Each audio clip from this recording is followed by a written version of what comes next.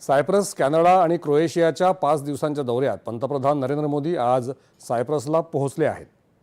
विमानतळावर सायप्रसचे अध्यक्ष निकोस ख्रिस्तोदोलिदिस यांनी त्यांचं स्वागत केलं. सायप्रसमधल्या भारतीय समुदायानं हॉटेलवर पंतप्रधानांचं मोठ्या उत्साहात स्वागत केलं.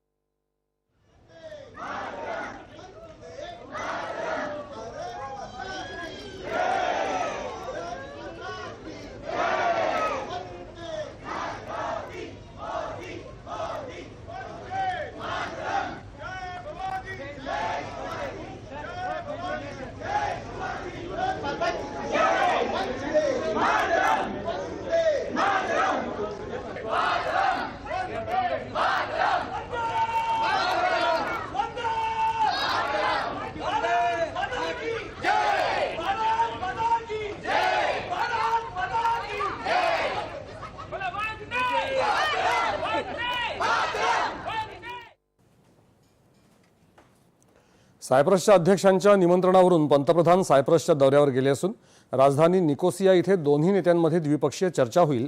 त्यानंतर लिमासोल इथे तिथल्या व्यावसायिक प्रमुखांनाही पंतप्रधान नरेंद्र मोदी संबोधित करतील. दोन्ही देशांमधले द्विपक्षीय संबंध अधिक मजबूत करणं तसंच सामरिक संबंधांना नवे आयाम देत भूमध्य प्रदेशातला भारताचा सहभाग अधिक मजबूत करण्यासाठी पंतप्रधानांचा हा दौरा महत्त्वपूर्ण ठरेल. सायप्रसनं कायम काश्मीर आणि दहशतवादाच्या मुद्द्यावर भारताला पाठिंबा दिला आहे. आपल्या दौऱ्याच्या दुसऱ्या टप्प्यात पंतप्रधान कॅनडा इथे 16 जून रोजी होणाऱ्या G7 शिखर संमेलनात सहभागी होतील.